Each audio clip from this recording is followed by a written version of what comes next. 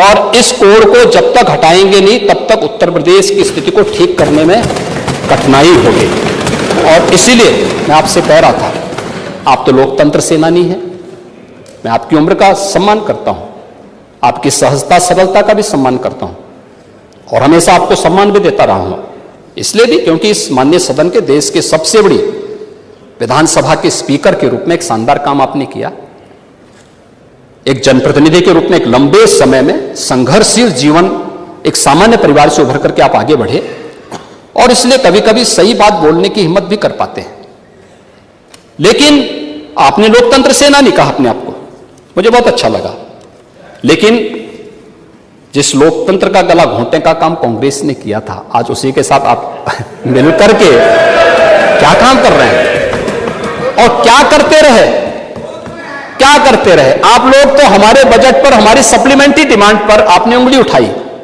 मैं पूछना चाहता हूं, मुझे आप लोगों की बातों पर पंचतंत्र की कथा याद आती है, आपने सुनी होगी।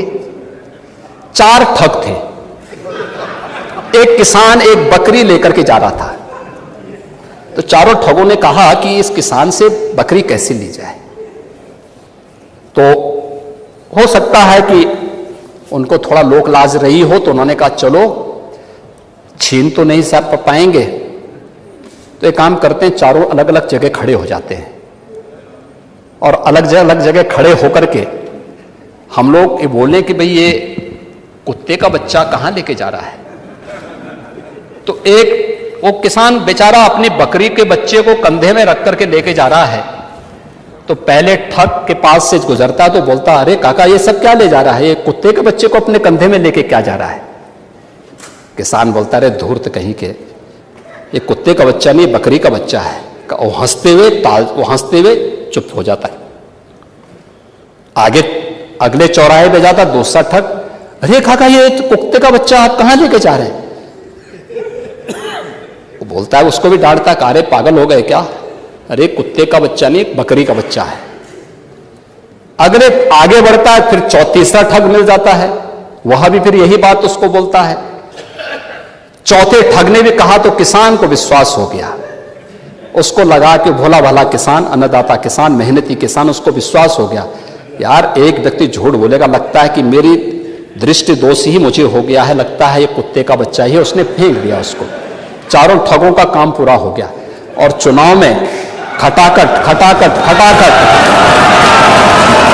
1 लाख का बॉन्ड, 1 लाख का बॉन्ड कहां गया, कहां गया 1 लाख का बॉन्ड, 1 लाख का बॉन्ड। और मैं इसीलिए कह रहा हूं, शिवपाल जी भाग गए यहां से, लेकिन मैं कह सकता हूं खटाखट नहीं, 27 में सपाचट के लिए तैयारी रहेगी। 27 में सपाचट 1 लाख बॉन्ड के लिए हम लोग भी मांगेंगे हिसाब। 1 लाख का बॉन्ड कहां गया। और मैं तो आप सबसे कहूंगा, एक बार जाइए जनता जनार्दन के सामने, पूछिए उनको कि भाई 1 लाख का हिसाब मांगे इन लोगों से, पैसा गया कहां, कौन खा गया, खाने वाले लोग कौन है 1 लाख का। दूसरा संविधान का गला घोंटने वाले लोग कौन थे। और कहते हैं कि मोदी जी तीसरी बार आएंगे तो संविधान समाप्त कर देंगे। मोदी जी तो 10 वर्षों से हैं। बाबा साहब भीमराव अंबेडकर जी का जितना सम्मान मोदी जी ने किया, पंच तीर्थों का निर्माण किया, बाबा साहब भीमराव अंबेडकर के जन्म स्थल मऊ मध्य प्रदेश में भव्य स्मारक का निर्माण किया। बाबा साहब भीमराव अंबेडकर से जुड़े हुए, जहां उन्होंने अपने उच्च शिक्षा अर्जित की थी, इंग्लैंड की उस मकान को खरीद करके अनुसूचित जाति के बच्चों के लिए हायर एजुकेशन के लिए स्कॉलरशिप की व्यवस्था की और उसके लिए इंडिया हाउस के रूप में उसे स्थापित करके इसको बाबा साहब भीमराव अंबेडकर का एक स्मारक इंग्लैंड में भी बनवाया और स्कॉलरशिप की व्यवस्था की। ये मोदी जी के कारण हुआ।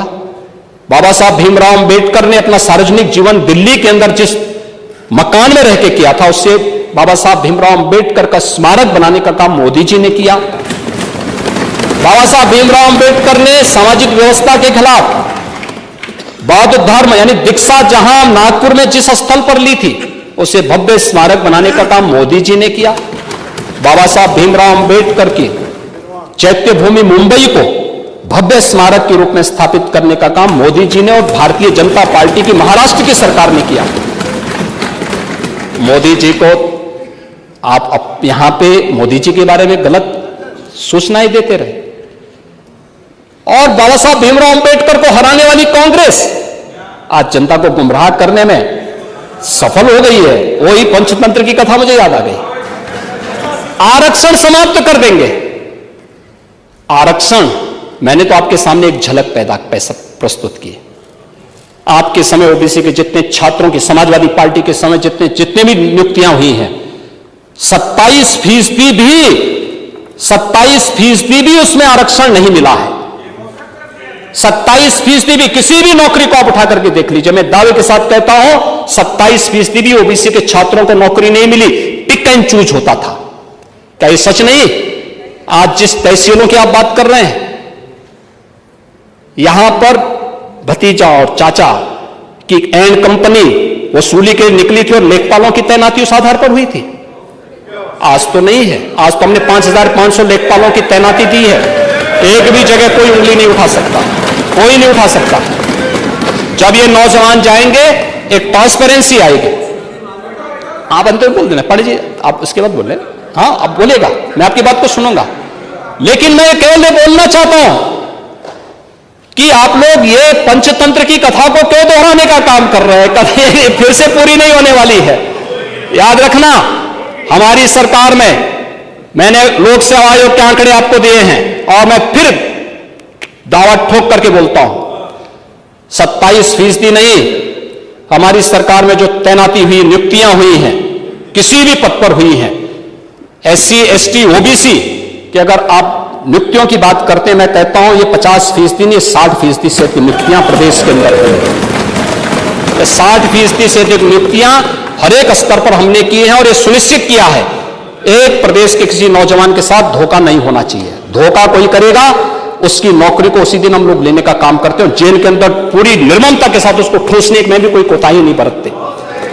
आपको बुलडोजर से डर लगता है, लेकिन यह निर्दोष के लिए नहीं है, उन्हीं अपराधियों के लिए है जो प्रदेश के नौजवानों के भविष्य के साथ खिलवाड़ करते हैं, जो प्रदेश के व्यापारी और बेटी की सुरक्षा में सेंध लगाने का काम करते हैं, जो प्रदेश के अंदर अराजकता पैदा करके सामान्य लोगों का जीना हराम करते हैं। मेरा दायित्व तो बनता, मैं यहां नौकरी करने नहीं आया हूं, कतई नहीं।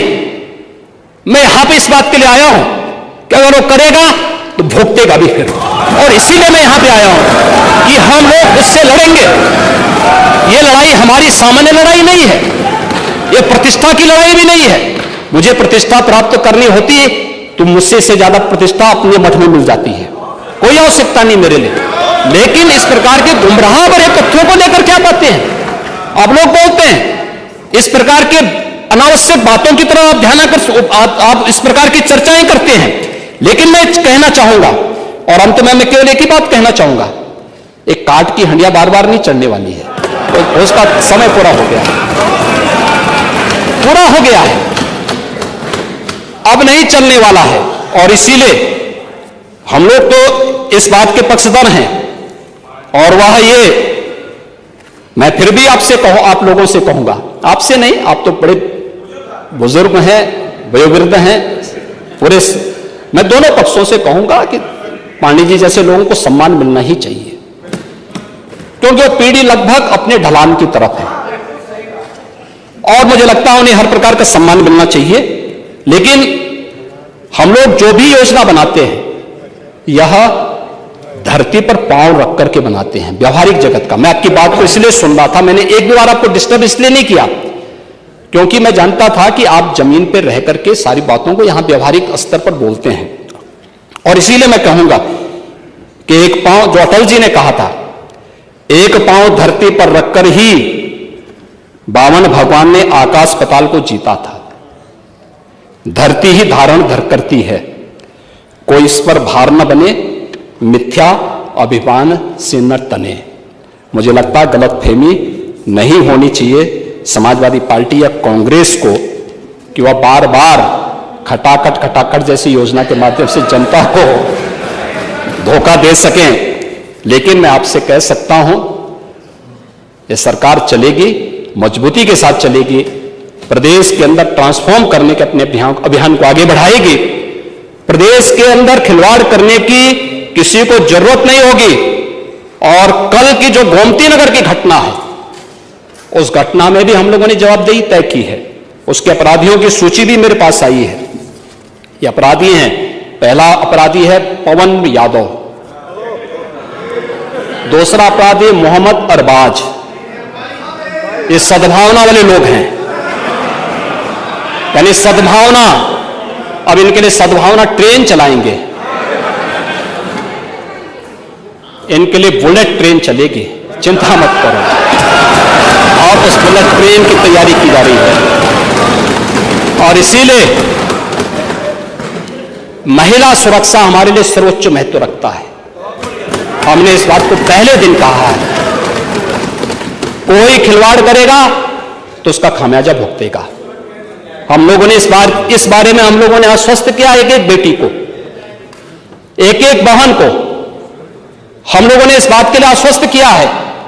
और मैं फिर इस बात को कह सकता हूं, इस घटना को हमने गंभीरता से लिया है। और गंभीरता से लेने का परिणाम है, पूरी चौकी को सस्पेंड किया है, इंस्पेक्टर को सस्पेंड किया है, डिप्टी एसपी, एडिशनल एसपी और डीसीपी, इन सबको वहां से चेंज करके इनके खिलाफ भी कार्रवाई हमने प्रारंभ की है। जो भी व्यक्ति प्रदेश के अंदर अराजकता और अव्यवस्था पैदा करने का प्रयास करेगा, मैं फिर कहूंगा, हम सबका सम्मान करेंगे, सबको सुरक्षा देंगे। लेकिन अगर किसी ने अव्यवस्था पैदा करने का प्रयास किया है तो फिर उसका भुक्तभोगी भी उसको बनना ही पड़ेगा। मैं यही आपसे भी कहूंगा कि आप अपने लोगों को भी इसके लिए तैयार करेंगे कि वे कानून का पालन करने की दिशा में आगे बढ़ेंगे, तो मुझे लगता है कि यह अच्छी दिशा में आगे बढ़ पाएगा। सप्लीमेंट्री डिमांड पर आपने अपने बातों को यहां पर रखा, माननीय सदन में हमारे दलीय नेताओं ने अपनी बातों को यहां पर रखा। मैं उन सब के प्रति आभारी हूं, माननीय सदन का भी आभारी हूं। बहुत सारी बातें आप लोगों ने कही हैं। हमने खन्ना जी को अधिकृत भी किया है इसके लिए कि भाई देखो खन्ना जी, आप वित्त मंत्री हैं और सदस्यों की बात को वित्तीय ढंग से थोड़ा सोच करके उसको आगे बढ़ा दीजिए। और मुझे लगता है कि होगा, अच्छी दिशा में आगे बढ़ेगा। लेकिन हमें चिंता इस बात की होती है कि सदस्यों के बारे में परसेप्शन गलत न जाए बाहर। मुझे लगता है कि इस चीज की भी हमें चिंता होती है। सत्ता पक्ष के विधायक अपने प्रस्ताव समय पे देते हैं तो उन्हें त्वरित आर्थिक विकास से पैसा मिला, और मुझे लगता है विपक्ष के सदस्यों को, खासतौर पर समाजवादी पार्टी के सदस्यों को इसकी फुर्सत नहीं होती कि विकास करा सकते, क्योंकि वहां पे क्षेत्र के विकास के बजाय स्वयं के विकास में ज्यादा ध्यान रहता है, इसलिए वो ज्यादा प्रस्ताव दे नहीं पाते। तो